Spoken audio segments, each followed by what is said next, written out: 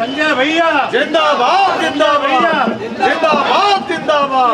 हिंद संजय से एक बार जोरदार नारा लगाएंगे, भारत माता की इंकलाब इंकलाब। मंच पे आसीन दिल्ली के हमारे 3 बार के विधायक चौधरी सुरेंद्र जी, इस जिले के आम आदमी पार्टी के जिलाध्यक्ष कैलाश पटेल जी, काशी प्रांत के अध्यक्ष पवन तिवारी जी, पूर्व विधायक और उत्तर प्रदेश के सह प्रभारी दिलीप पांडे जी, निवर्तमान हमारे प्रदेश के अध्यक्ष सभाजीत सिंह जी, लोक समिति के अगुआ और हमारे संघर्षों के साथी भाई नंदलाल जी, और लोक समिति के सभी पदाधिकारियों का हृदय से मैं अभिनंदन करता हूं, क्योंकि बहुत दिनों के बाद आज आप सबसे मुलाकात हुई है इस पदयात्रा के दौरान। कई इसमें ग्राम प्रधान हो गए, यहाँ तमाम सम्मानित प्रधानगण मौजूद हैं, मैं उनका भी अभिनंदन करता हूं। पल्लवी पटेल जी हैं हमारी नेता, उनका भी स्वागत है। साथियों और दोस्तों, मिर्जापुर से ये यात्रा निकली है 16 जनवरी को शहीद उद्यान में शहीदों को माल्यार्पण करके, और इस यात्रा का नारा क्या है? रोजगार दो, सामाजिक न्याय दो। और जब हम रोजगार की बात करते हैं तो यह याद रखना चाहिए कि आज सबसे विकराल समस्या अगर कोई पूरे भारतवर्ष में है तो बेरोजगारी की समस्या है। आज सबसे बड़ी समस्या अगर उत्तर प्रदेश में कोई समस्या है तो वो बेरोजगारी की समस्या है। आज नौजवानों को नौकरी देने के नाम पे छला जाता है।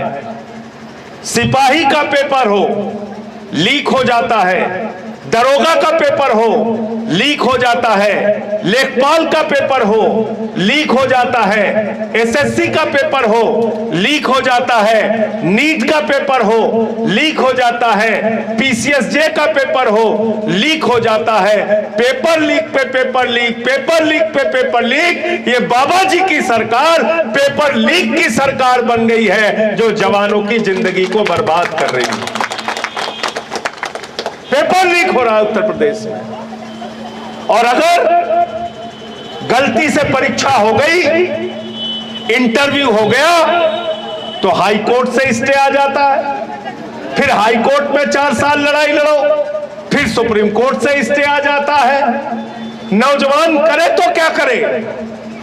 इसलिए इस यात्रा के माध्यम से मैं उत्तर प्रदेश के नौजवानों का आह्वान करता हूं, अपने घरों में मत बैठो और इस यात्रा का हिस्सा बनो। हमने नारा दिया है, रोजगार दो वरना 10,000 दो। रोजगार देना होगा वरना हर महीने 10,000 रुपए बेरोजगारी भत्ता देना होगा।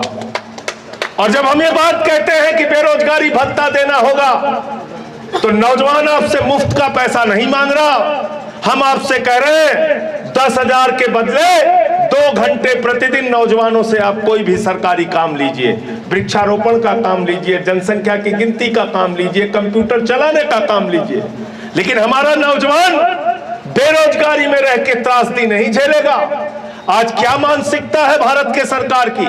आज क्या मानसिकता है भारत के प्रधानमंत्री की? आज क्या मानसिकता है योगी आदित्यनाथ जी की और भारतीय जनता पार्टी की?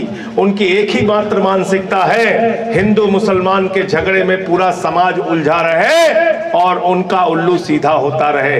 हम ये नफरत की दीवारों को गिराकर भाईचारे का हिंदुस्तान बनाना चाहते हैं, एकता का हिंदुस्तान बनाना चाहते हैं, समरसता का हिंदुस्तान बनाना चाहते हैं। क्या कहा था प्रधानमंत्री जी ने?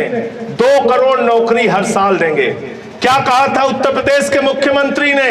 13 लाख नौकरी हर साल देंगे। मुझे याद है 2019 के लोकसभा चुनाव के पहले प्रधानमंत्री जी आए थे, 22 के विधानसभा के चुनाव के पहले भी प्रधानमंत्री जी आए थे। उन्होंने फतेहपुर के अंदर सभा करके कहा था, नौजवानों चिंता मत करना, उत्तर प्रदेश के लोगों तुमको गोबर से रोजगार दे दूंगा। किससे रोजगार दूंगा? किससे दूंगा? गोबर से रोजगार दूंगा। गोबर से रोजगार देने लायक समझते हैं यूपी के नौजवानों को, गोबर से रोजगार देने के काबिल समझते हैं हमारे प्रधानमंत्री जी, और वो गोबर से भी रोजगार नहीं मिला। इसलिए ये लड़ाई कोई छोटी लड़ाई नहीं है। और जब हम बात रोजगार की करते हैं तो हम बुनकर समाज की भी बात करते हैं। आज बुनकरों की हालत क्या है? वाराणसी के इलाकों में गांव-गांव में जाके देख लीजिए, मिर्जापुर में देख लीजिए, चंदौली में देख लीजिए, गाजीपुर में देख लीजिए, मऊ में देख लीजिए। आज बुनकर आत्महत्या करने के लिए मजबूर है, क्योंकि उनको मिलने वाली छूट वो आपने खत्म कर दी। और ये प्रचारित किया जाता है कि बुनकर समाज के लोग तो मुस्लिम समाज के लोग हैं, अगर बर्बाद हो रहे हैं तो बर्बाद होने दो। लेकिन ये मत भूलो, बुनकर समाज के लोगों के साथ मिलकर काम करने वाला, कंधे से कंधा मिलाकर चलने वाला हिंदू भाई भी हमारा है, जिसका रोजगार आप छीन रहे हो। और इतना ही नहीं, जो बुनकर कपड़ा तैयार करता है, वो सस्ते दामों में कपड़ा तैयार करता है, उस सस्ते दाम का कपड़ा खरीदने वाला भी हमारा हिंदू भाई है। तो आप हिंदू की भी जेब काट रहे हो, मुसलमान की भी जेब काट रहे हो, दोनों को प्रभावित करने का काम इस नफरत की राजनीति के जरिए कर रहे हो। इसलिए हमने नारा दिया है कि जब हम रोजगार की बात करते हैं तो बुनकर समाज के भी मुद्दों को समाधान कराना है, रेडी पटरी वालों के मुद्दों का भी समाधान कराना है। आज बड़े पैमाने पर आप देखिए, वाराणसी में चले जाइए, बड़े पैमाने पर रेडी पटरी वालों को उजाड़ दिया गया। आपने कभी चिंता की, सोचा कभी? दिन भर ठेला लगा के धूप में, ठंड में, बारिश में एक मजदूर, एक गरीब आदमी किस तरीके से अपने परिवार का पेट पे पेट पालता है, किस तरीके से उसको थोड़ा सा अपना पैसा बचा के बीमारी का इलाज कराता है, घर में जो लोग बीमार रहते हैं उसके घर में अपने बच्चों को पढ़ाने का काम करता है। तो इसलिए उन रेडी वालों के लिए भी हम सवाल उठा रहे हैं, उन गरीबों के लिए भी हम सवाल उठा रहे हैं जिनकी आपने मनरेगा की मजदूरी छीन ली। आपने क्या नियम बना दिया? 40%। हमारे बहुत सारे साथी इसमें हैं लोक समिति में, जिन्होंने मनरेगा के मजदूरों की लंबी लड़ाई लड़ी है और आज भी लड़ाई लड़ते हैं। दिहाड़ी मजदूरों के संगठन का भी जिक्र यहां पर हुआ। क्या किया आपने? मैंने लोकसभा राज्यसभा दोनों के अंदर आम आदमी पार्टी ने विरोध किया। आपने ऐसा कानून इस देश के ऊपर थोप दिया जो मनरेगा की मृत्यु का कारण बनेगा। मनरेगा को खत्म कर दिया आपने, नियम बना दिया आपने, 40% राज्यों की हिस्सेदारी होगी और 60% केंद्र की हिस्सेदारी होगी। पहले मात्र 10% राज्यों की हिस्सेदारी थी, 90% केंद्र की हिस्सेदारी थी। लेकिन आपने मनरेगा का नाम जी राम जी करके, आपने गांधी जी का नाम हटाकर आपने मनरेगा को खत्म करने का काम किया। अरे गांधी को आप नहीं खत्म कर पाओगे, राष्ट्रपिता महात्मा गांधी को आप नहीं खत्म कर पाओगे। दुनिया के 80 देशों में राष्ट्रपिता महात्मा गांधी की प्रतिमा लगी है, और G20 सम्मेलन में जब दुनिया के तमाम देशों के राष्ट्राध्यक्ष आए, उस वक्त आपने सारे राष्ट्राध्यक्षों को राजघाट पर ले जाके नमन कराया। गोलवरकर की समाधि पे नहीं गए, गोडसे की समाधि पर नहीं गए, गांधी की समाधि पर गए। तो इसलिए दुनिया की मजबूरी है, गांधी बहुत जरूरी है। दुनिया की मजबूरी है और गांधी बहुत जरूरी है। इजराइल और फिलिस्तीन की समस्या का समाधान करना है तो गांधी चाहिए। हिंदुस्तान से नफरत को मिटाना है तो गांधी चाहिए। अगर एक दूसरे के बीच में भाईचारा लाना है तो गांधी चाहिए। अहिंसा के रास्ते पर भारत को विश्व गुरु की पहचान दिलाना है तो गांधी चाहिए। अगर रघुपति राघव राजा राम का पाठ करके अपने मन में शांति की स्थापना करनी है तो गांधी चाहिए। इसलिए गांधी को कहां तक मारोगे? गांधी तो हर जगह मौजूद है। इसलिए गांधी गांव से लेकर और विदेशों तक मौजूद है। गांधी को मारने की कोशिश मत करो। दूसरा, बाबा साहब के सपनों को मारने का काम कर रहे हैं। बाबा साहब डॉक्टर भीमराव अंबेडकर जी ने इस देश को एक बेहतरीन संविधान दिया, जिसमें समानता की बात की, जिसमें शिक्षा की बात की, जिसमें स्वास्थ्य की बात की। हमारे भाई नंदलाल जी शिक्षा के लिए लंबा संघर्ष कर रहे हैं। इनकी लोक समिति को मैं जानता हूं, डॉक्टर संदीप पांडे जी के साथ मिलकर बहुत लंबा काम इन्होंने शिक्षा के लिए किया। आज भी ये लोग काम कर रहे हैं। लेकिन अभी क्या हुआ पिछले दिनों, नंदलाल जी आप जानते होंगे, उत्तर प्रदेश में सरकारी स्कूलों को बंद किया गया। सरकारी स्कूलों को बंद किया गया। उत्तर प्रदेश की आबादी बढ़ रही है, लेकिन सरकारी स्कूल बंद हो रहे हैं, सरकारी स्कूल नहीं बढ़ रहे हैं। अगर आबादी बढ़ रही है तो सरकारी स्कूल बढ़ाओ, अगर आबादी बढ़ रही है तो सरकारी अस्पताल बढ़ाओ, अगर आबादी उत्तर प्रदेश की बढ़ रही है तो हमारे बच्चों को अच्छी शिक्षा दो। लेकिन कभी हम सुनते हैं नमक रोटी खाने को मिली, कभी हम सुनते हैं नमक भात मिड डे मील में खाने को दिया गया। ये पैसा जा कहां रहा है? ये आपका पैसा, ये विकास का पैसा, ये गांव का पैसा, ये उन्नति का पैसा कहां जा रहा है? ये पैसा अडानी के खजाने में जा रहा है। पूंजीपतियों का जिसका जिक्र भी नंदलाल भाई ने किया, उनके खातों में जा रहा है। आप जानकर हैरान हो गए, हिंदुस्तान के चंद पूंजीपतियों का मोदी जी की सरकार ने 16 लाख करोड़ रुपए मित्रों माफ कर दिया। 16 लाख रुपए नहीं, 16 करोड़ भी नहीं, 16,000 करोड़ भी नहीं, 16 लाख करोड़ रुपए माफ कर दिया। जीरो लगाते लगाते थक जाओगे, इतना पैसा माफ कर दिया।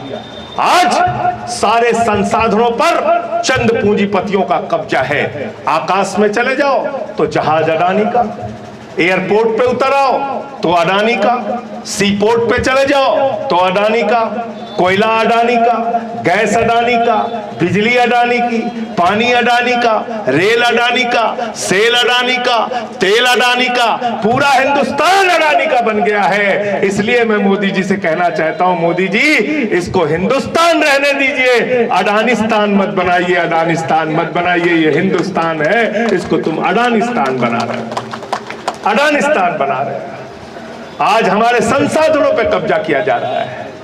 1 रुपए में एक आम नहीं मिलता। पूरे काशी में खोज डालोगे, 1 रुपए में एक आम नहीं मिलेगा। क्यों भाई देवकांत, मिलेगा क्या? मिलेगा? 1 रुपए में एक आम नहीं मिलेगा। नंदलाल जी पता है कितना 1 रुपए में माल मिल गया अडानी को, पता है आपको? बिहार के अंदर 1 रुपए में 1050 एकड़ जमीन और 10 लाख आम और लीची के पेड़ अडानी को दे दिया देश के प्रधानमंत्री ने। मैं पूछना चाहता हूं, आप जरा मुझे बताइए, आपने नारा दिया था 1 पेड़ मां के नाम, लेकिन वो नारा कितना खोखला है। 1 पेड़ मां के नाम और 10 लाख पेड़ मुफ्त में अडानी के नाम। ये है आपकी दोहरा, ये है आपका दोहरा चरित्र। आप धर्म की बात करते हैं, आप धर्म की बात करते हैं, आप देश की बात करते हैं। धर्म को आपने धंधा बनाने का काम किया, धर्म को आपने लूटने का काम किया। आपने अयोध्या के अंदर चंदा चोरी करने का काम किया, काशी के अंदर मंदिरों को तोड़ने का काम किया। काशी कॉरिडोर के नाम पर सैकड़ों मंदिर तोड़े गए। और मैं आज इस मंच के माध्यम से कहना चाहता हूं उत्तर प्रदेश के मुख्यमंत्री को, अगर मेरी बात पर यकीन नहीं होता, सारे मीडिया के लोगों जाओ लंका थाने में देखो, शिवलिंगों को तोड़कर रखा गया है। ये गुनहगार कौन है, ये पापी कौन है जिन्होंने शिवलिंगों को तोड़ने का अपराध किया है? उनको पकड़ो और जेल में डालने का काम करो। हमें तो तुम बहुत जेल में डालते रहते हो, हमें जेल वेल की चिंता नहीं होती, हमें तो जेल में डालते रहते हो। अभी मणिकर्णिका घाट को तोड़ा गया। मणिकर्णिका घाट जिसका कितना बड़ा धार्मिक महत्व है, जिसकी कितनी बड़ी आस्था हिंदू धर्म के लोगों की उस घाट से जुड़ी हुई है। मरने के बाद लोग जाते हैं अंतिम संस्कार कराने के लिए उस मणिकर्णिका घाट पर, जहां कभी अग्नि बुझी नहीं। उस मणिकर्णिका घाट को तोड़ दिया गया, वहां के मंदिरों को तोड़ दिया गया, वहां के मंदिरों को तोड़ने का काम किया गया। मणिकर्णिका घाट को किसने बनवाया था? माता अहिल्याबाई होलकर जी ने बनवाया था। काशी विश्वनाथ का जीर्णोद्धार किसने कराया था? काशी विश्वनाथ मंदिर का जीर्णोद्धार लोक माता अहिल्याबाई होलकर जी ने कराया था। तुमने माता अहिल्याबाई होलकर जी की प्रतिमा तोड़ दी, तुमने वहां पर मंदिरों को तोड़ा, वहां के साधुओं ने उसका वीडियो बनाया, वहां के लोगों ने विरोध दर्ज कराया। उस वीडियो को संजय सिंह ने ट्विटर पे डाल दिया तो मेरे ऊपर एफआईआर दर्ज कर दी। तुम्हारी एफआईआर की बंदर घुड़कियों से संजय सिंह डरने वाले नहीं है। याद रखना, याद रखना। ये बंदर घुड़की किसी और पे चला ना मुकदमा। मैं तो रोज सुबह उठता हूं तो देखता हूं भाजपाइयों ने कहा मेरे खिलाफ मुकदमा कर दिया, किस राज्य में किया, किस जिले में किया, कहां FIR दर्ज कर दी, कौन सी धारा लगा दी। लगाते रहो, तुम्हारा काम है। इसलिए साथियों और दोस्तों कहना चाहता हूं, नंदलाल जी से पूछ लेना यहाँ के LIU के लोग, आज से नहीं उस वक्त से तुम्हारी लाठी और जेल से लड़ रहा हूं, जब जवानी के दिन थे उस वक्त से लड़ाई लड़ रहा हूं और मरते दम तक तुम लोगों के अन्याय और अत्याचार के खिलाफ लड़ता रहूंगा। हम लोग झुकने वाले लोग नहीं, झुकने वाले लोग नहीं है। अगर तुम मणिकर्णिका घाट को तोड़ने का काम करोगे, वहां की मणि को तोड़ने का काम तुमने किया है। ये कोई सामान्य विषय नहीं है, ये हिंदू धर्म की आस्था पर आघात चलाने का मामला है, ये हिंदू धर्म की आस्था पर हथौड़ा चलाने का मामला है। और तुम क्या मेरे ऊपर FIR लिखाओगे? मैं अपने अधिवक्ताओं से राय ले रहा हूं, कानूनी राय ले रहा हूं। मैं उस मंदिर को तोड़ने वाले अपराधियों और पापियों के खिलाफ खुद से FIR दर्ज कराऊंगा और इसकी कानूनी लड़ाई कोर्ट तक लड़ने का काम करूंगा। इसलिए लड़ने में तो मुझसे ज्यादा आनंद ही किसी को नहीं आता। संसद पे भी लड़ता हूं, सड़क पे भी लड़ता हूं, जहां लड़ना हो लड़ो, जहां लड़ना। हम लोग तो पैदा ही हुए हैं संघर्ष करने के लिए, हम तो पैदा हुए हैं इन गुनहगारों के खिलाफ संघर्ष करने के लिए। लेकिन किसी भी तरीके से लोगों की आवाज को दबाने का काम मत कीजिए। आज जिस प्रकार से उत्तर प्रदेश में सामाजिक भेदभाव फैलाया जा रहा है, पासी समाज के एक बुजुर्ग को मंदिर में पेशाब चटवाई जाती है, एक कथावाचक की चोटी कटवा ली जाती है, एक CRPF के जवान को बुलंदशहर में घोड़ी पर नहीं चढ़ने दिया जाता।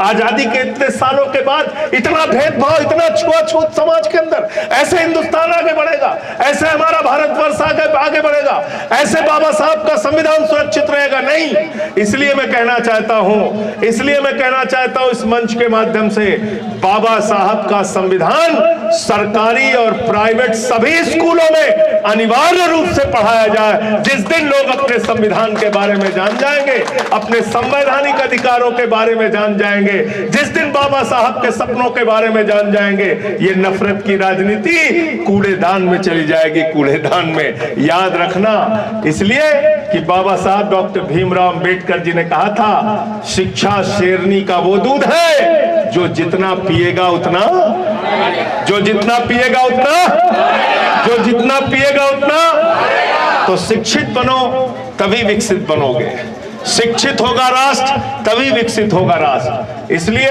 आप सबको मैं हृदय की गहराइयों से शुभकामनाएं देना चाहता हूं, अपने सभी संघर्षशील साथियों को, और ये कहना चाहता हूं कि इस लड़ाई को हम लोगों को गांव-गांव लेके जाना है, अपनी लड़ाई को आगे जारी रखना है। और रोजगार का सवाल जो सबसे बड़ा सवाल है जिंदगी से जुड़ा हुआ, और व्हाट्सएप विश्वविद्यालय पे अगर ताला लगाना चाहते हो तब भी हाथ को रोजगार चाहिए। दिन भर लोग व्हाट्सएप विश्वविद्यालय में लगे रहते हैं, कुछ भी उसमें फैलाया जाता है, नाली के गैस से चाय बना लो, सिकंदर बिहार में आया था, कुछ भी आपको समझाते रहते हैं। इसलिए इनसे सावधान रहिए, इनसे सावधान रहिए। मैं नंदलाल भाई का हृदय की गहराइयों से फिर से आभार व्यक्त करता हूं, हमारे साथी हैं। और मैं जो लड़ाई आपने जिसका जिक्र भी किया, जमीन की लड़ाई और बाकी इशू पे, तो हम लोग बैठ के एक रणनीति बना के पूरे उत्तर प्रदेश में जहां भी ऐसे अनाधिकृत तौर पे अवैध कब्जा जमीनों पर करने की कोशिश की जा रही है। कल हमारे पास लोग आए थे, बंदरगाह के नाम पे, बंदरगाह के नाम पे अनाधिकृत रूप से जमीनों पे कब्जा किया जा रहा है। तो ये सब इन सब सवालों पे हम लोग आगे मिल के लड़ाई लड़ेंगे। इंकलाब, इंकलाब, भारत माता की। और नंदलाल भाई से मैं चाहूंगा कि वो छोटे छोटे मड़ई वाला गीत जरूर होना चाहिए।